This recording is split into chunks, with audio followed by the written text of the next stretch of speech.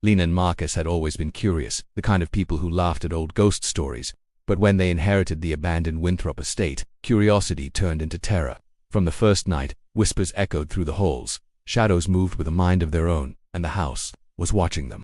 By sunrise, they realized some secrets were never meant to be uncovered and some doors, once opened, could never be closed. I always thought the house was too quiet, too empty. When I first walked through the front door, the silence felt almost reverent, like the walls were holding their breath, waiting for me to make a mistake. At first, I told myself the creaks and groans of the old floorboards were comforting, a natural rhythm in a house that had stood here for decades. But tonight, the quiet felt different, heavy, almost alive, pressing against my chest and squeezing my thoughts. I tried to focus on unpacking boxes in the dim light of a single lamp, but my hands trembled for no reason, and my skin felt prickled, as though someone or something was brushing against it in the shadows.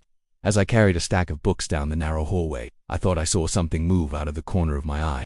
A flicker, a shadow that didn't belong to me. I froze, my heart hammering so loudly I thought the walls might hear it. I blinked, telling myself it was a trick of the light or my imagination, yet a sinking feeling curled in my stomach. I slowly turned my head toward the hallway. Nothing, just the dark, stretching emptily but somehow deeper than before, like the darkness had weight. Then I heard a faint scratching, almost hesitant at first, like nails dragged gently across the plaster. My pulse spiked, and I couldn't tell if the sound came from the wall beside me or the floor above. I held my breath, listening. The scratching stopped. Silence. Then the lamp flickered, the flame dancing erratically, and I noticed it. A handprint, pressed into the thick dust on the wall, large, adult-sized. I stepped closer, my skin crawling. It wasn't smeared like someone had touched it long ago. It was crisp, as if the hand had pressed there only moments before. I stumbled back, almost tripping over a box, and my foot caught on something small and fragile. Looking down, I saw an old photograph lying face up on the floor. It was covered in a thick layer of dust, and the edges were curled. I knelt to pick it up, brushing away the dust with trembling fingers.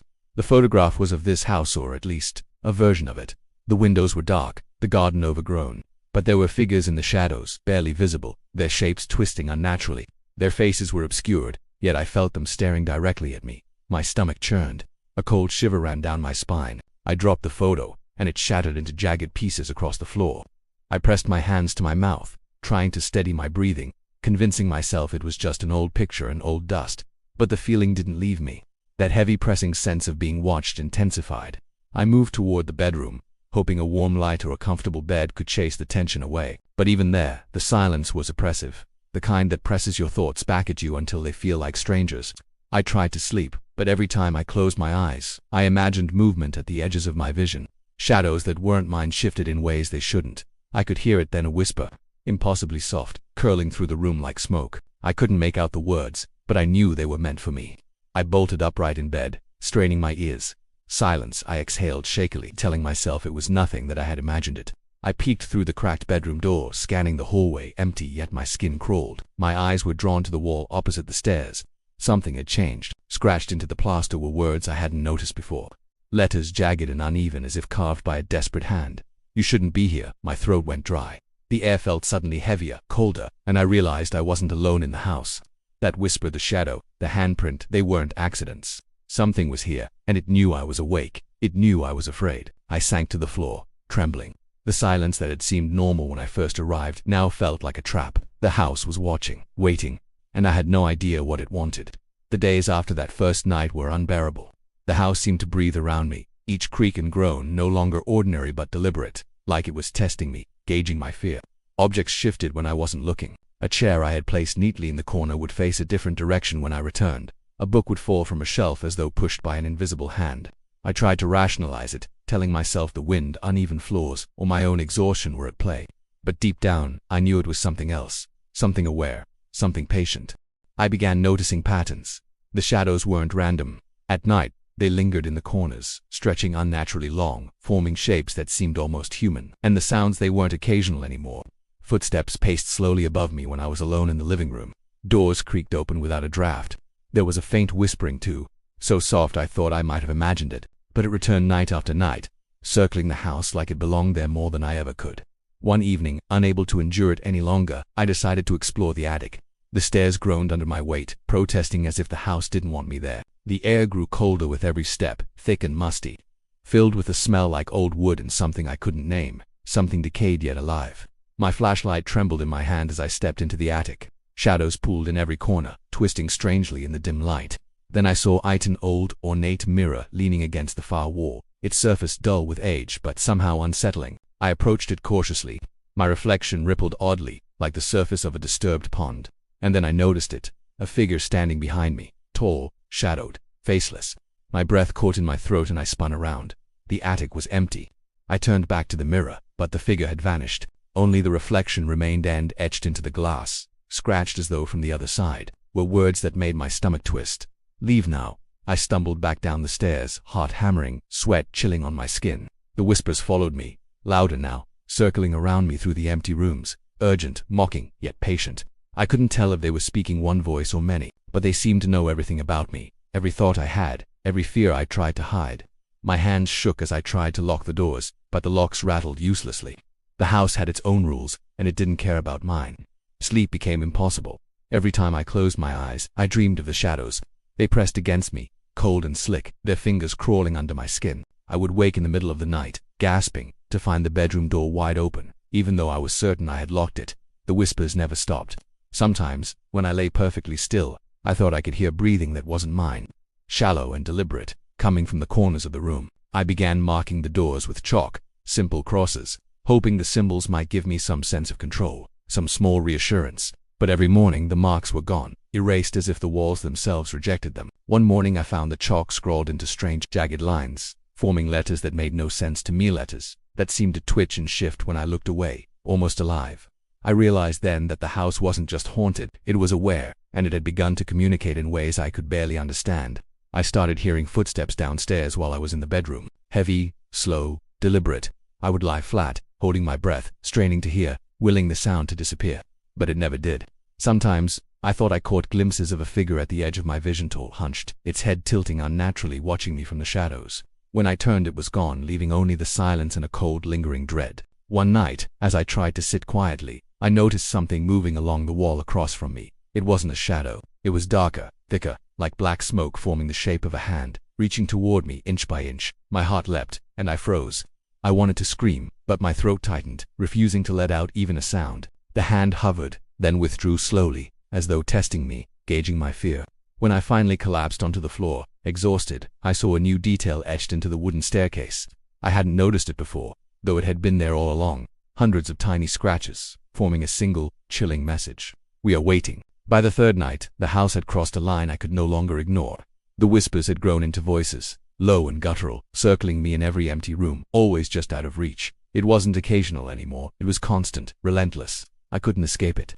Every step I took, every corner I turned, I felt the presence of something watching, waiting, following. The shadows had learned to move faster than I could see, merging into the darkness around me, shaping themselves into forms that were almost human, yet wrong in ways that made my stomach twist. Sleep had become impossible. My body ached, but I couldn't rest.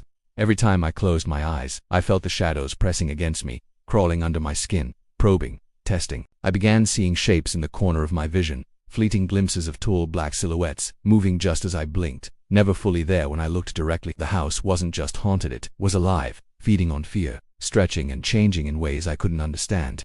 I tried to hold on to rationality.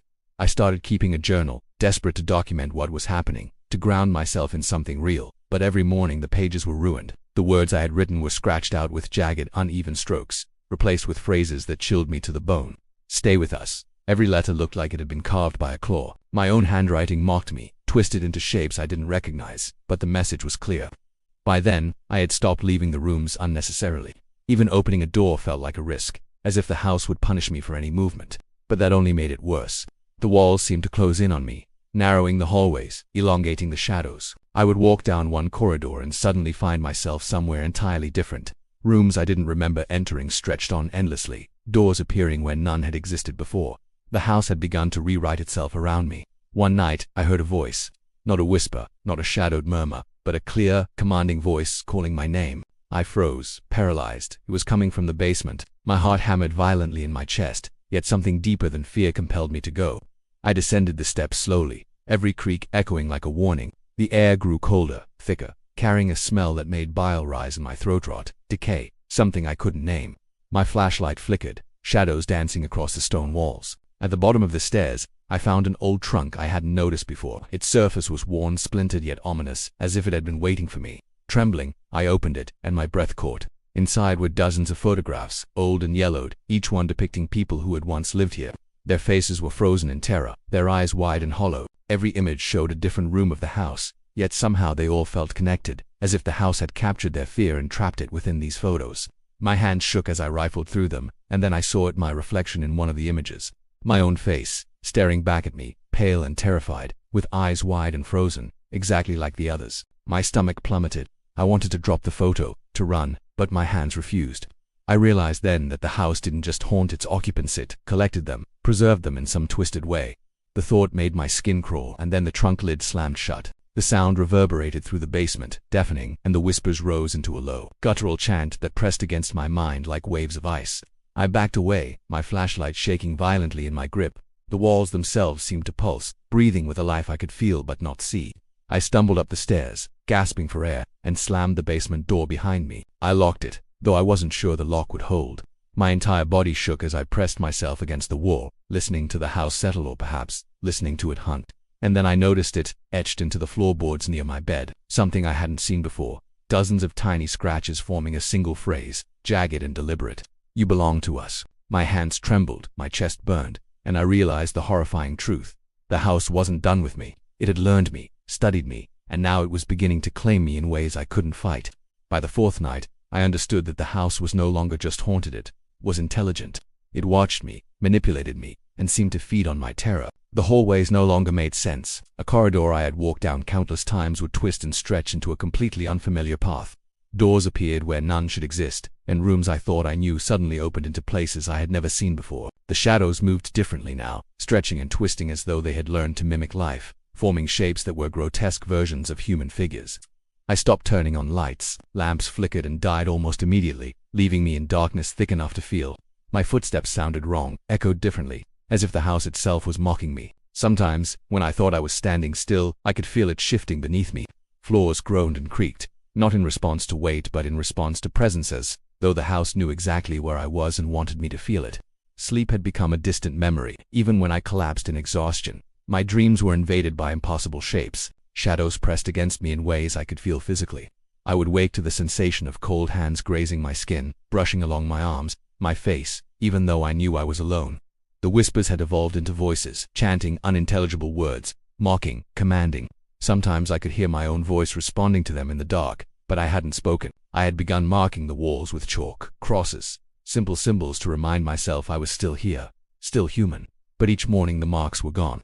Sometimes new lines appeared, etched deeper than chalk could make, forming patterns that squirmed in my vision when I looked away. I realized with a sinking feeling that the house was responding to me, shaping its presence around my fear, communicating in a language I was only beginning to understand. That night, as I sat trembling in the living room, I noticed a new shadow. It was taller than I remembered seeing before, its faceless head tilting in curiosity. Its movements were deliberate, patient, almost intelligent. I froze, unable to breathe.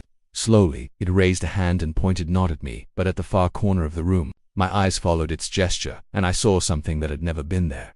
A doorway, hidden behind a closet, its edges dark and pulsating. The darkness beyond it seemed to breathe, alive with a malevolence I couldn't name. I wanted to run, to slam the closet shut and pretend I hadn't seen it. But my body betrayed me. Something deeper than fear compelled me forward. I felt drawn toward it, as if invisible threads pulled at my very being, guiding me into the unknown.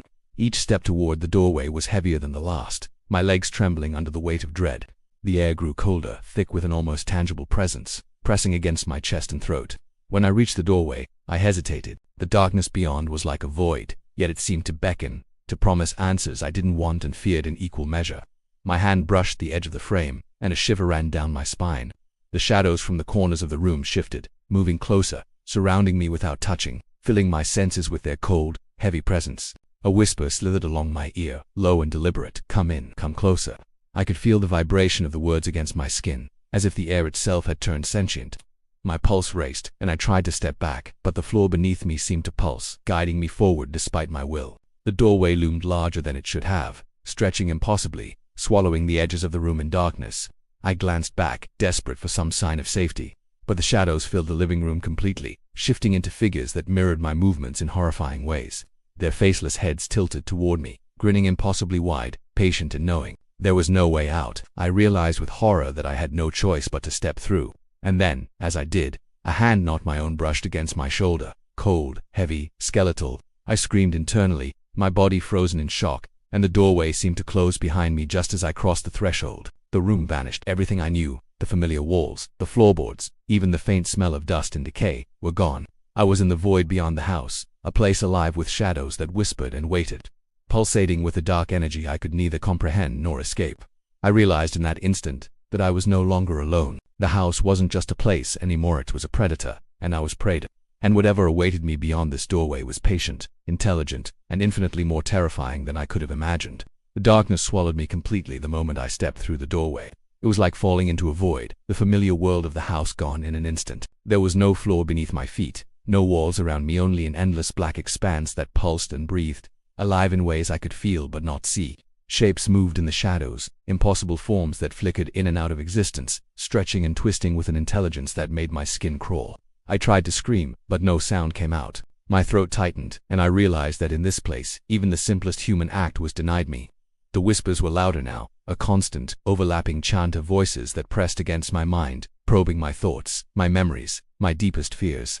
I could feel them reaching into me, pulling at the edges of my consciousness, testing how much terror I could endure. Every step I tried to take seemed to drag me deeper into the blackness, the void expanding endlessly around me. There was no direction, no escape, only the sensation that the darkness itself was aware of my presence and finding amusement in it. Shapes began to coalesce, faceless figures with limbs that bent impossibly, their bodies flickering like shadows in broken light. They mirrored me, mimicked my movements with a delay, grinning in ways I could feel but not fully see.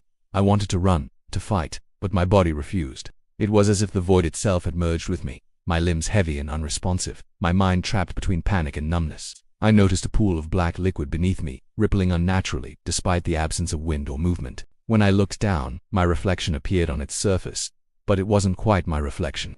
My eyes stared back hollow, empty, frozen in the same terror that consumed the faces in the photographs I had found in the basement.